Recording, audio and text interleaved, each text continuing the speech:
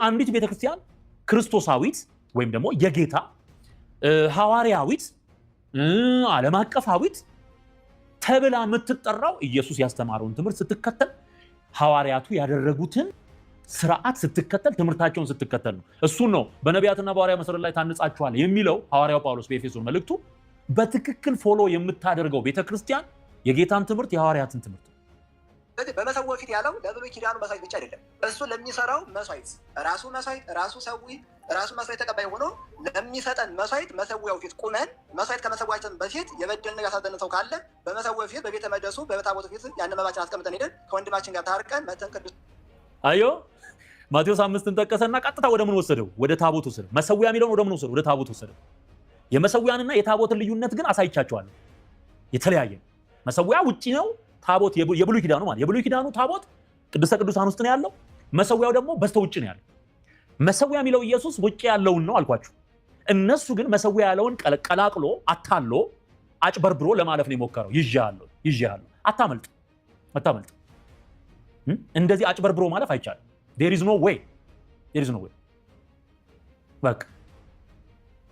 ሌላው ደግሞ ታቦት መሰዊያ ነው አለ። ይሄ እንደው ሊትራል ኢንተርፕሪቴሽን እንኳን ብንጠቀም ሊትራሊ እንደወረደ ትርጉሙን ብናይ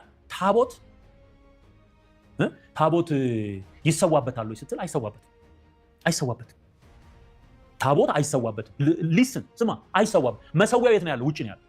ስለዚህ ታቦት የሚለውን ስም ከዛ ወስዶ ከዛ ተውሶ መሰዊያን ተንተርሶ ያልኳችሁ እሱ ቀላቅሎ ነው ያደረጉት። ማለት ቀላቅሎ እንደማያስኬድህ እንዲገባ ከዚህ በኋላ እቺን እንዳትጠቀማት አስኬድ። ተበልተሃል፣ በቃ ተበልተሃል።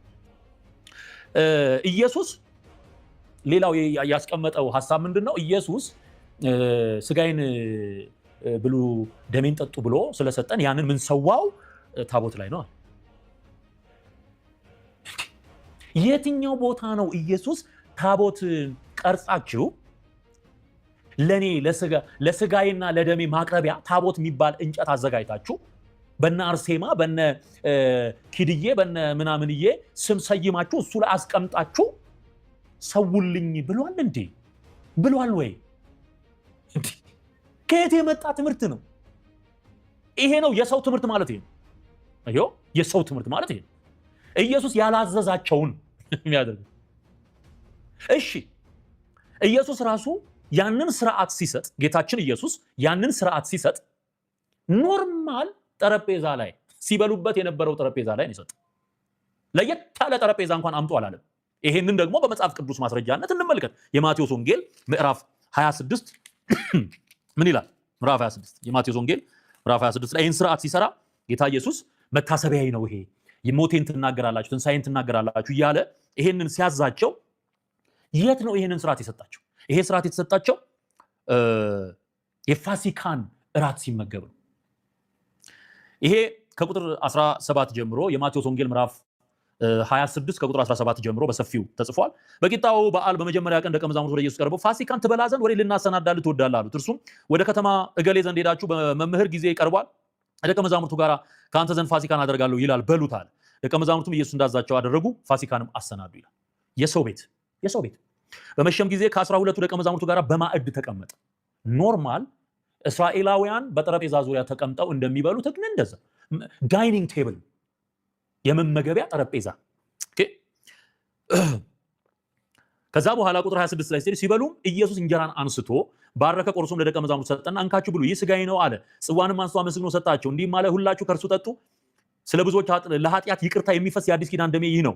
ነገር ግን እላችኋለሁ በአባቴ መንግስት ከእናንተ ጋር ከዚህ ከወይን ፍሬ አዲሱን እስከምጠጣበት እስከዚያ ቀን ድረስ ከዛሬ ጀምሬ አልጠጣውም።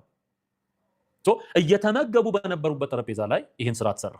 ኦኬ እሺ፣ የተለየ ታቦት ቅረጹ፣ ታቦት ብላችሁ የሆነ እንጨት ቀርጻችሁ አስቀምጡ የሚል ትእዛዝ የለም። ይሄ የዘላለም ስርዓት ነው፣ የቸርች ስርዓት ነው፣ የቤተክርስቲያን ስርዓት ነው። ሁለት ዋና ዋና ስርዓቶች ለቤተክርስቲያን ሰጥተዋል። አንዱ የውሃ ጥምቀት ነው፣ አንዱ የጌታ እራት ነው። ያመነ የተጠመቀ ይድናል ይላል። ስለዚህ ያምናል ሰውየው ይጠመቃል።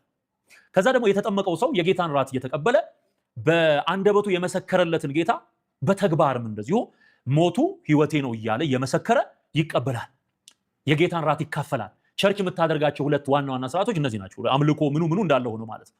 ይሄ ጸጋ ስጦታዎችን እየተካፈሉ መኖር እንዳለ ሆኖ ማለት ነው። እነዚህ ግን ስርዓት ናቸው፣ ዋና ዋና ስርዓት ናቸው። ሐዋርያቱስ ምን አደረጉ ስትል ሐዋርያቱ የኢየሱስን ትምህርት የሰሙት ሐዋርያት ስፔሻል የሆነ ጠረጴዛ ስፔሻል የሆነ ታቦት ብለው ቀርጾ የተሸከሙት የለም።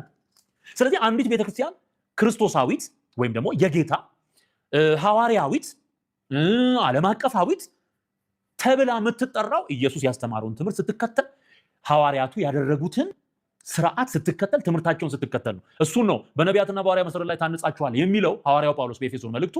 በትክክል ፎሎ የምታደርገው ቤተክርስቲያን የጌታን ትምህርት የሐዋርያትን ትምህርት ነው። ኦኬ፣ በነቢያት ትንቢት ተነገረ፣ በጌታ ተፈጸመ። ያንን ደግሞ የአይን ምስክር የሆኑት በመልእክቶቻቸው ጻፉልን። ያንን ነው ተከትለን የምንሄደው እንጂ ጴጥሮስ አድርጓል ስትል አላደረገም።